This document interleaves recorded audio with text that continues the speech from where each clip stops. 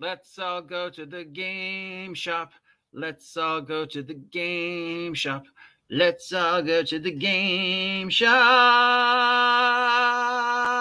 and buy ourselves some swag. What's up, shoppers? It is I, your grumpy guide to all the tabletop role-playing game news, weather, and general internet nonsense that is known as the OGGM. And it's Wednesday, the 15th day of November, around 8:35 in the morning, and it's kind of sort of raining. My allergies are acting up, so if I sound all sniffly, that's why. And if you hear the pitter-patter of little feet running back and forth behind me, that's Steve, because Steve hates the rain, and he gets very agitated when it rains. The sound of the rain on my roof kind of upsets him. I don't know why, but it does. So he's running back and forth trying to figure out where the noise is coming from so he can protect me, because that's the kind of cat he is. It's time to take a look at what might be on the shelves of your friendly local game store. That is, if you happen to live in a city that has a friendly local game store, and if that friendly local game store actively supports tabletop role-playing game in any way, shape, or form. And I just found out another one of the friendly local game stores kind of where I live is shutting down because, oh no, they don't know who their audience is. What a shock. I know I've gone over this topic before, but I live within a 20-minute drive of at least a dozen stores that could qualify as friendly local game shops. And most of them carry the exact same thing. None of them really actively support tabletop role-playing, and none of them understand why the tabletop role players don't come into their store. Well, I don't know, for the past 17 years, you've actively treated the tabletop role-playing game community of this city for like shit, so maybe that's why. I don't know. That's a topic for another time. If any of these sound like something you want to pick up, call ahead to make sure they're in stock. From Magpie Games, we have the long-awaited Avatar Legends starter set. This is $25. It is using I believe, the Powered by the Apocalypse system still. This was one of the top Kickstarters of last year and one of the most anticipated tabletop role-playing games of this year, and it is finally out. I know it made over $1 million. Didn't it make like close to $9 million Kickstarter? So if you're very excited about seeing Avatar the role-playing game converted to Powered by the Apocalypse, or the upcoming latest attempt to do a Avatar live action on Netflix, this might be the game for you. And at $25, it is a great way to get in. I'm a pretty big fan of Powered by the Apocalypse. I don't know if Powered by the Apocalypse is the best system to do anime martial arts world-saving Avatar, but we'll see. From our good friends of Troll Lord Games, who are now, as you know, love these guys. They sent me a free copy of a $70 book, so thank you, Troll Lord Games. We have some stuff for their home world, Adhira. We have After Winter Dark's Codex of Ahura for $50.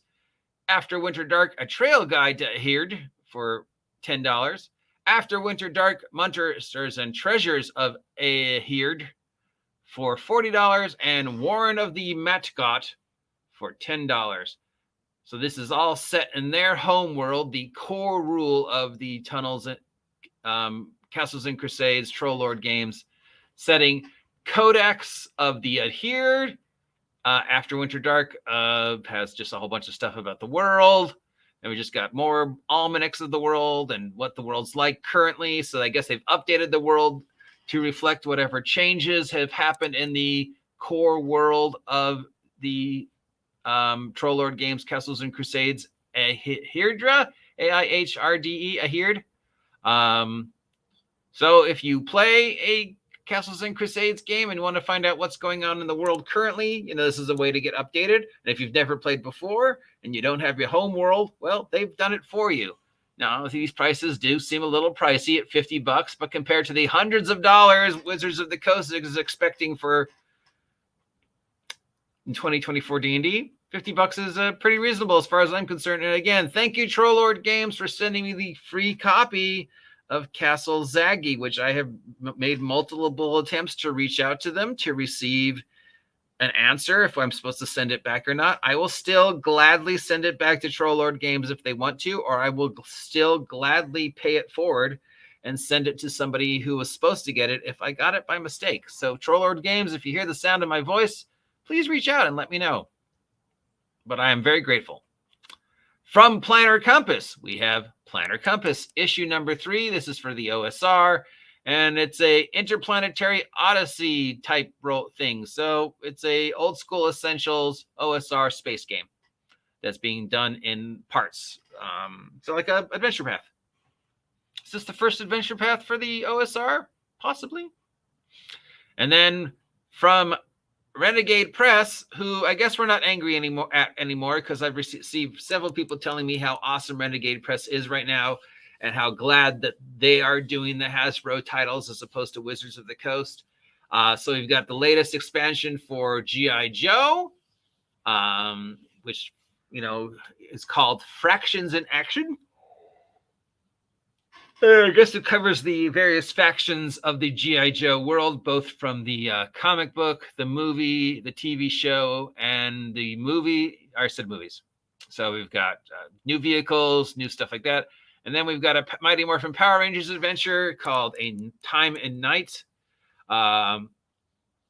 which deals with time travel. So this is set during the Power Rangers Time Force phase. Just talking about Time Force with someone. As you know, Time Force and the Time Ranger that Sentai that was based on was very forward-thinking and kind of controversial. It is the first time where the female was the main character and the leader of the team. This is not like a one-off like with Samurai. No, the Pink Ranger was the main character of Time Sentai, and she was the leader of Time Sentai. And in the conversion Time Force, Pink was pretty much in charge, and she was the main character. And at the time, you know, making a female the main character in a Super Sentai in Japan was pretty controversial. And I love how they're saying, oh, this is the first time a female was the Range Ranger, and the first time the female was the main character in the latest series, the 10-issue disappointment that was Power Ranger Cosmic Fury. It's like, no, Time Ranger Pink was the first time the female was in charge. Moving on. From Pace Saters Games for the OSR, basic D&D, stuff like that, we've got Tomb of Quest for $35 and Reaping at River's Edge for $15. Tomb of Quest includes a multiple series of different one-shots or small, medium, and large adventures for OSR, OSE, OGL style games. So if you're looking for a series of one shots that you can put together to make a big game or whatever, here it is. River's Edge is an adventure where characters can possibly reach 10th level. They have to deal with an evil wizard, an evil fruit, and other stuff. So apparently it also involves a river, and it's $15. From Skeeter Green Publishing, we have Underland. This is another zine adventure about an area called the Underland, Underdark, whatever you want to call it. This is another OGL, Swords and Wizardry, OSR style game. So generic D20, not 5e. $12 to get a OGL take on the Underdark. Probably way better than whatever Wizards of the Coast is going to do with the Underdark in 2024. So yeah, pick this one up. From Monkey Blood Design, we have Rancid Canyons of the Floating Death Sheep, which quite possibly might be the greatest name for an adventure I've heard in a long time. Again, this is for generic OSR, D20, not 5e, OGL. So, you know, whatever your not 5e retro clone of choice is, this has been written for it. It is $33. It's a low-level adventure where characters go to a village, hear there's something going on, and then find floating death sheep. So, I mean, how can you go wrong with floating death sheep?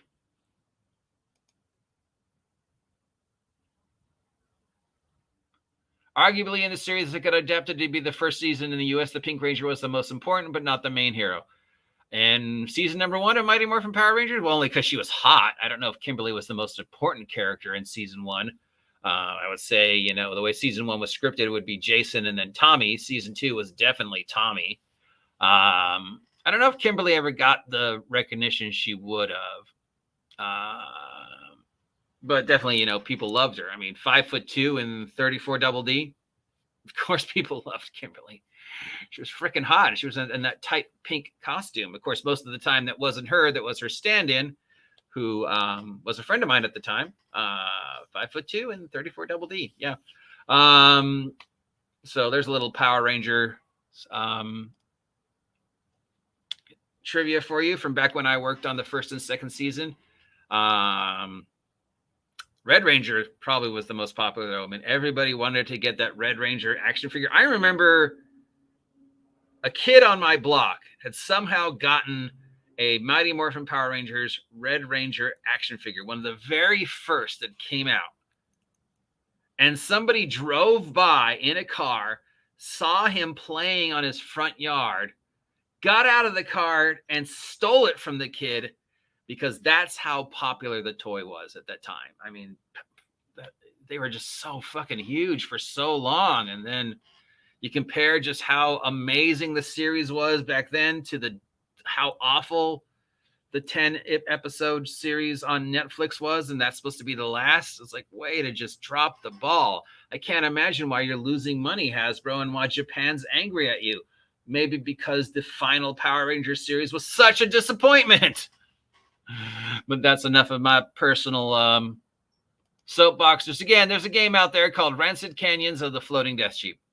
That's it for all the tabletop role-playing game physical product that might be available this week. But be sure to call ahead before you head down. Don't get angry at them if they don't have it in stock. It's the holidays. Call ahead and ask, hey, do you have Rancid Canyons of the Floating Death Sheep in stock? And if not, can you order it for me? That's it for today's physical product. Until now, I meant the version of, Gao Ranger? You're saying pink was the most important in Go Ranger? Dude, Japan? No, there was no way that Japan would make Go Ranger the most important character. She was Cheesecake in the first season. I mean, Pink was Cheesecake for a long, long time. I don't think Pink ever became really a respected character till maybe Jetman. And then obviously, later on after Jetman, but I think Jetman was the first time, they got serious and didn't just look at Pink as the Cheesecake. She was a princess and stuff. Go Ranger, the very first Super Sentai, or Go 5 or whatever you want to call it. Pink 5 was just a girl. I mean, they were all just agents, especially back then. Oh, the phone's ringing. Till next time, I'll see ya. Drive careful. It's raining.